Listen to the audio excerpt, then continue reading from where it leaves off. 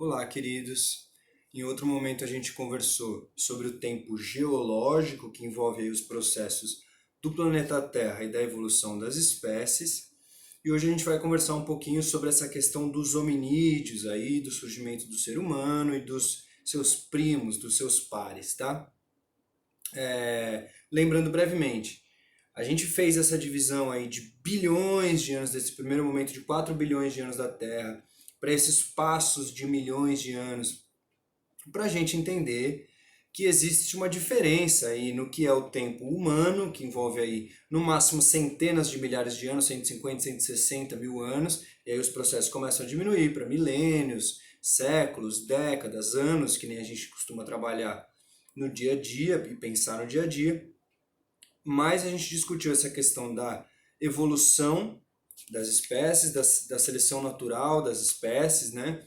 Então era importante que a gente entendesse esse longuíssimo prazo da história da Terra aí, com a diversificação das espécies há 540 milhões de anos atrás, a partir daquelas primeiras bactérias, das célulazinhas que se tornaram vidas pluricelulares, tanto algas quanto biológicas, bichinhos mesmo, né?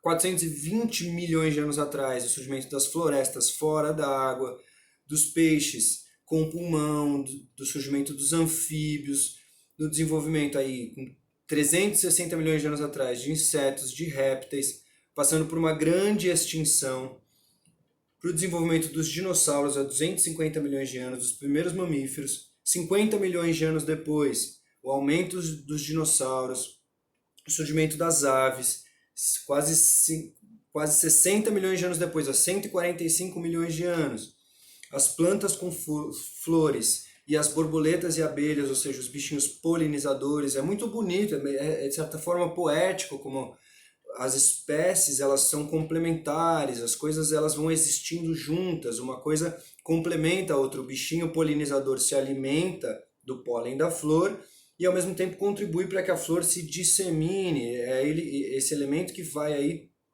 levando o pólen de uma flor para outra, fazendo com que esse processo continue. Então são coisas complementares, são coisas de certa forma muito poético quando a gente pensa, tá?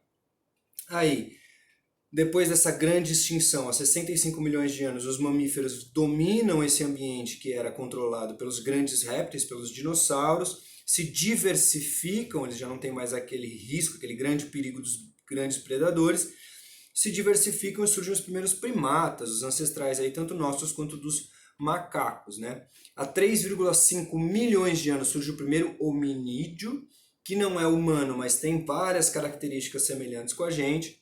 E há 2,5 milhões de anos surge o primeiro Homo, o gênero Homo. Eu não vou falar humano para não confundir vocês, mas lembrando que existiu o Homo habilis, o Homo erectus e nós somos Homo sapiens. Existiram alguns humanos do gênero Homo, correto? E a gente teria surgido aí em torno de 150, 160 mil anos atrás no norte da África. Hoje em dia a gente já tem a capacidade de analisar o DNA. Vocês lembram o que é o DNA? E a gente consegue, a gente percebeu, já foi estudado isso, que todos os seres humanos têm uma ancestral em comum, uma espécie de Eva científica, aí, digamos assim. Tá bom? Então a gente realmente deriva de uma mutação, do cruzamento entre espécies, das mutações que ocorriam nessas espécies dentro de milhões de anos, ou milhares, centenas de milhares de anos, que foi levando aí a diversificação também dos hominídeos e também dos humanos, do gênero Homo, beleza? Beleza. Por que a gente chama genericamente esse período de pré-história? Vocês já ouviram falar disso? Porque os primeiros historiadores, eles só estudavam aquelas culturas, aquelas civilizações que já tinham escrita, tá? Então a fonte de estudo para os primeiros historiadores só poderia ser algo escrito, beleza? Hoje em dia é que se amplificou e muita gente já estudava, mas hoje em dia essas áreas se juntam de certa forma, tá?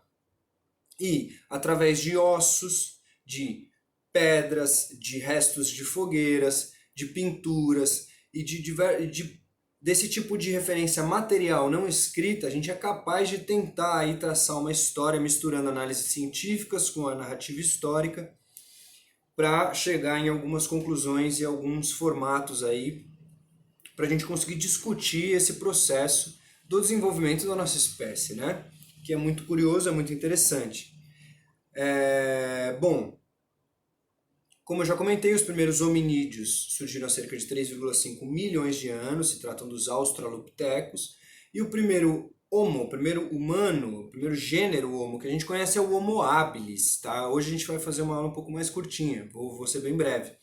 O Homo habilis, ele levou esse nome porque a gente nota que ele já tinha habilidades manuais, ele construía ferramentas, tá bom?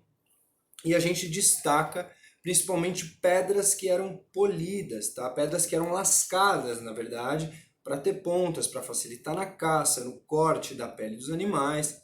E os Homo habilis também já eram bípedes. Quando a gente pensa na evolução, aí comparando os macacos com a gente, tem uma grande diferença de que a gente anda com dois pés, o que libera as nossas mãos para gestos e para, principalmente com o polegar opositor, esse mecanismo de agarrar, beleza? Isso faz muita diferença. Vocês lembram que a girafa do pescoço longo, ela foi beneficiada porque alcançava as folhas mais altas nas árvores? A gente aprendeu a escalar as árvores, correto? A gente conseguiu, a gente que eu digo os primeiros, não só humanos, mas primatas. A gente conseguia, portanto, escalar as árvores aí por essas características que temos em nossas mãos. É um grande salto evolutivo, tá?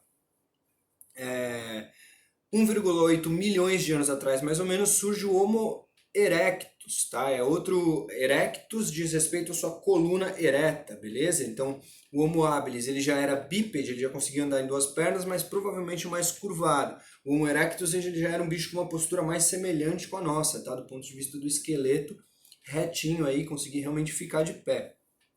E, em geral, esses humanos eram caçadores, tá? E coletores de alimentos. E o Homo erectus, ele já se destaca por uma das principais tecnologias aí da história da humanidade, e ele foi a primeira espécie que a gente conhece que dominou essa tecnologia, que é o fogo, tá? Provavelmente a partir de um raio, de alguma fonte natural de fogo, você foi percebendo as utilidades, aí, as potencialidades do fogo, e se desenvolveu o que ficou conhecido, que a gente chama de fogo cativo. O que significa isso?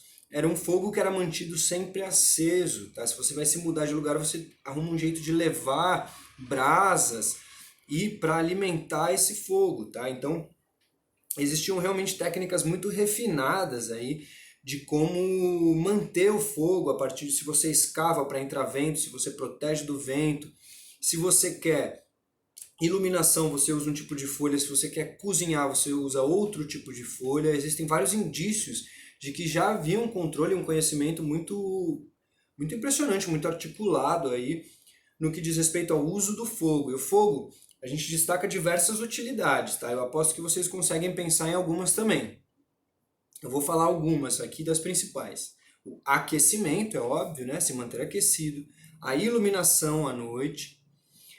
O cozimento dos alimentos, né? Cozinhar os alimentos. Se proteger, se um bicho vem fazer uma emboscada, você tem o fogo ali, você pega um galho com fogo, você consegue afastar e assustá-lo. E por essa mesma razão você consegue usar ele também para caçar, tá bom? Então você ilumina, você aquece, você se protege, afasta mosquitos, insetos e se protege de animais caçadores e também pode ser usado na caça, beleza? Então a gente está falando aí do gênero Homo, de humanos, que já existiam há mais de 2 milhões de anos, 2 milhões e 500 mil anos atrás, tá? Nós, os Homo sapiens, somos derivados, lembrando das mutações e do cruzamento entre as espécies, nós somos descendentes, ao que tudo indica, do Homo erectus, tá? O Homo erectus teria gerado tanto o ser humano nos cruzamentos de espécie, quanto o Neandertal, que é um outro humano que surgiu até depois da gente, tá? Então nós não fomos o final dessa cadeia aí evolutiva de espécies e de hominídeos. Hoje em dia, qual que é o grande elemento que a gente tem para comparar e saber qual espécie é qual? A análise dos esqueletos, tá? Dos ossos. Então se a gente encontrar um dedinho que é claramente hominídeo, mas não é nem do Homo habilis, nem do Homo erectus, nem nosso, característico nosso, a gente pode categorizar uma nova espécie. A gente acabou de descobrir uma nova espécie, apesar da gente só ter um dedinho. Tá? Então é esse tipo de referência aí, física, que serve de evidência para catalogação dessas espécies. Tá? Então como que a gente sabe que há 160 mil anos aquele esqueleto que a gente encontrou é de um Homo sapiens? Porque ele é igual ao nosso. Se você pegar um esqueleto, você cavar e encontrar um esqueleto de 160 mil anos atrás, e ele for de um Homo sapiens, ele vai ser idêntico ao nosso, beleza? E aí muda também o tamanho do crânio, que tem relação com o tamanho do cérebro, tá? Tem diversos aspectos aí nesse processo evolutivo, tá? O Homo sapiens, nós, assim como os Neandertais, nós e os Neandertais tínhamos elementos culturais muito parecidos. Todos esses humanos eram caçadores e coletores, eram nômades. O que quer dizer nômade? Que não tem uma habitação fixa, que é obrigado aí a circular atrás de alimento. Tem muita gente que acha que nomadismo significa que eles estavam andando o tempo todo. Não é bem assim. Às vezes ficavam anos numa mesma caverna, numa mesma região que tinha alimento. Às vezes passavam gerações e gerações em que aquele grupo ficava naquele lugar, mas o ponto é, não é uma casa, não é uma moradia, não é um lar, digamos assim. Eles estão ali por uma comodidade, por uma realidade ali da presença de alimentos e etc., mas ainda são meio que um bicho solto, digamos assim, na natureza, tá? Então, nômades que caçavam pequenos animais ou iam atrás de carcaças de restos aí deixados por leões, etc. Caça-coleta. E o que destaca o Homo sapiens? O fogo, tá? Que era muito importante, mas o que destaca o Homo sapiens e o Neandertal é a arte, tá bom? Em ambos os casos, nós temos um refinamento das ferramentas, tá? Uma melhora técnica no uso das ferramentas e, do ponto de vista artístico, nós encontramos estatuetas, pequenas estátuas carvadas, esculpidas aí. Tem um fenômeno que é muito comum de ser encontrado, um objeto que são corpos femininos, que provavelmente eram um culto à fertilidade, ao papel da mulher na sobrevivência do ser humano, tá? Que são corpos geralmente gordinhos, rechonchudos, com peitos grandes, tá? Que representam provavelmente a fertilidade. A gente costuma chamar de Vênus essas estatuetas, tá? Então existem as Vênus de diversos lugares aí que foram encontradas. Então nós já tínhamos linguagem. Existem teorias, um parênteses, existem teorias, esse campo de estudo ele fica muito dentro das hipóteses, tá? De novo, a gente acha um ossinho, a gente tem uma nova espécie, só que como, por quê, da onde, qual, tudo isso fica num campo de especulação, de ideias, tá? Então, existem teorias, inclusive, de que a linguagem teria se desenvolvido no ser humano pelo uso de substâncias psicoativas, o que hoje em dia a gente chamaria de drogas, tá? Mas isso é uma hipótese, beleza? O que se sabe, o que a gente já encontrou, estatuetas com essas formas ou de animais ou de seres humanos e as pinturas rupestres, essas são muito clássicas, todo mundo já ouviu falar das pinturas rupestres dentro das cavernas, que podem ser tanto questões religiosas, simbólicas, de sentimentos de transcendência. A gente sabe que existe uma mitologia, uma deificação, ou seja, um tratamento divino a determinados animais que eram caçados. Existia um respeito em relação a esses animais, por serem a fonte da vida, né? Por serem o nosso sustento aí enquanto espécie. Então essas pinturas rupestres poderiam ser tanto representações do cotidiano como lugares de rituais, uma coisa religiosa e de respeito à existência desses animais, beleza? Então a gente já está falando aí de nômades, seres que não têm uma habitação fixa, com caça, coleta, éramos caçadores-coletores, já tínhamos arte, já tínhamos linguagem, trabalhávamos o simbolismo também dessa linguagem, que misturando a arte e a linguagem, nós temos os símbolos dessas estátuas e dessas pinturas. Então, realmente, é um fenômeno complexo, é um fenômeno interessante, de milhares de anos aí, no caso de nós, Homo sapiens, e milhões de anos no caso dos humanos em geral. Tá? O que se sabe? Que nós, Homo sapiens, nos espalhamos saindo da África aí há mais ou menos 100 mil anos. Tem na apostila de vocês para onde foi, o tempo que demorou para chegar em cada lugar, as hipóteses de como se chegou na América. Isso eu recomendo que vocês deem uma lidinha nesse texto. E, basicamente, até onde se sabe, até onde a gente consegue especular, a gente teria sido responsável pela extinção de outros humanos, tá? Por essa competição de recursos, tanto brigas diretas quanto a competição por recursos. As nossas tecnologias teriam superado em alguns aspectos aí a dos neandertais, por exemplo, tá? Um exemplo importante é a capacidade de lanças, de criar lanças, pontas de lança, né? Isso já se fazia há muito tempo, mas a gente era capaz de jogar essas lanças, enquanto eles eram obrigados a chegar mais perto dos animais para tentar perfurá-los, tá? Então, a gente acabou se impondo enquanto espécie, aí não se sabe exatamente como é que foi esse processo de extinção dos outros humanos e dos outros hominídeos, tá? Até que a gente ficou sozinho no planeta. Mas basicamente a gente se espalha atrás de recursos, seguindo animais, fugindo de secas e outros fenômenos climáticos, tá?